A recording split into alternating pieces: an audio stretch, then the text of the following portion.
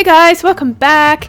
In today's video, I'm going to go through making those two 2-month-old panda cubs, and if you watched my previous video, it will show you how to sculpt the heads, so stay tuned. So, as I said in my previous video, I have shown how I sculpted these two panda heads. So now I'm going to be painting up the muzzle area with that Matisse pink paint, and it's a water-based acrylic paint, so not a solvent-based. So you can use any paint that you have around or any paint that you find in your local craft stores. So mine is just from Melbourne Artist Supplies here in Australia, in Melbourne.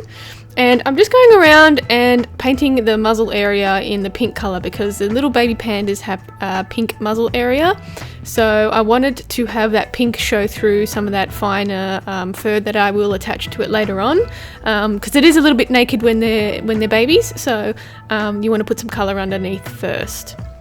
So while I sculpted the heads, I put in the ball and socket armature. Now I won't go too far into detail with this just because I want to make a separate video on this particular armature, but I have attached it again, reinforced with some epoxy sculpt, but again I'll go into it in further detail. Now moving on to the eye area, and I'm just painting the black around the panda's eyes, and I do this because of a few reasons. So one is I know where the black fur needs to be attached, and secondly I know that any of the fur that doesn't cover the clay piece, you will have black showing through rather than white showing through, so you will very obviously see that if you don't paint the underneath black, and you'll have the white showing through that black fur. So if you want something to be thin, definitely apply some paint first. Moving on to the fur, and I'm using a fur that I seem to use all the time.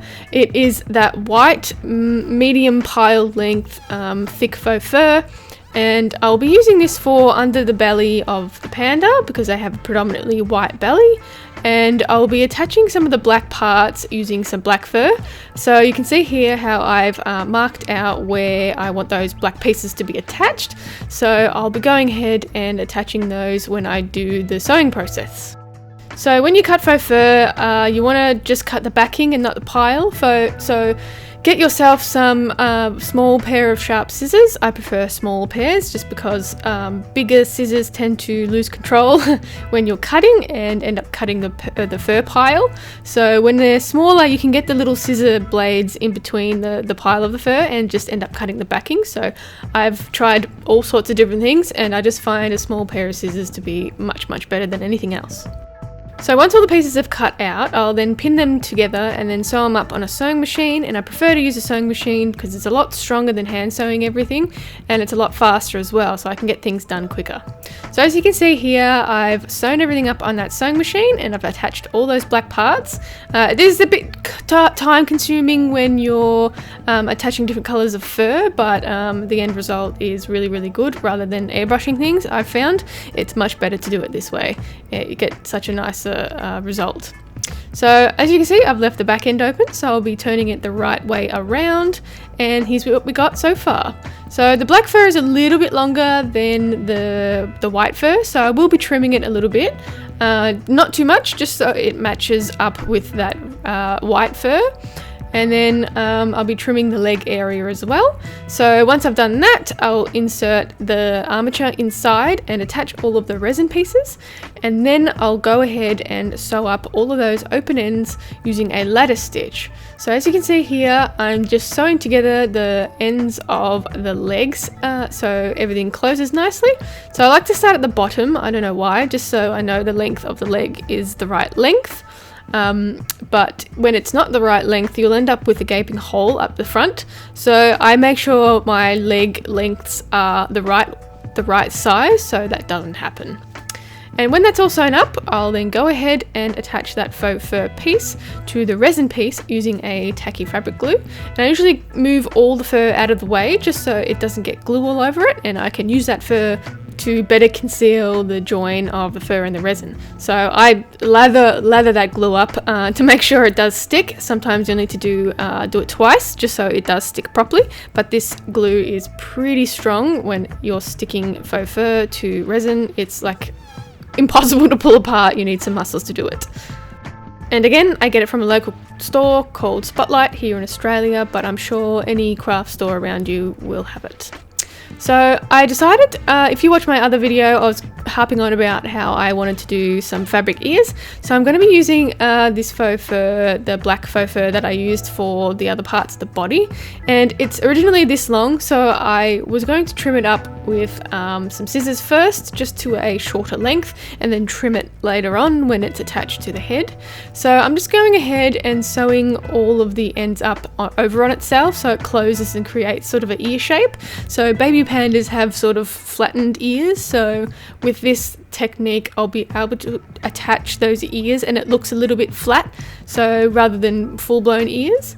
And again, I'll be trimming when the ears are attached to the head. So going around all of the ends to close everything up, and having one end for the gluing section, I decided to glue it because I couldn't really get the needle and thread in the clay piece, obviously, so I had to be glued, but luckily this glue is really good and it is very, very sturdy on there. But if you can actually get any needle and thread in where you want to attach some parts, definitely sew it in. But I couldn't do that for this one. So I'm just going to go ahead and place the ears where I think they should be. So you want to do a placement before you go attaching things, because if you just go ahead and attach one, it could be in the wrong spot even though it may look right. So you just want to definitely do some placements before you actually go ahead and do an attachment. So I'm loading up the end piece of the fur with the fabric glue that I used for attaching the fur to the resin. So I'm lathering it up this time because the fur kind of sucks up this particular glue, so it does become a little bit dissolved, so you want to put a lot of glue on it. And then when you attach some pieces, you want to actually hold it there for a little while, because you can't expect glue to dry and adhere itself in like 2 seconds. It needs time to cure and it needs time to attach some things. So I pushed it in and it's pretty squeezed in there, so I left it for a little while and then came back to it when I thought it was dry, and then I also added some glue at that point again. So I went over it twice with the glue to make sure it was really, really stuck down. And because it was wedged in there, you can't really see any glue, any runoff, any seepage or anything. So here's what we have so far. She still needs a bit of trimming, so I left the fur a little bit longer just to make sure I don't make any mistakes, so I can trim it later on. And here's what they ended up looking like. So these two will be sent off to Calgary Zoo soon with 4 other dolls when they're done. You can also check out my Etsy shop for some dolls that are looking for home too, so the link is in my description.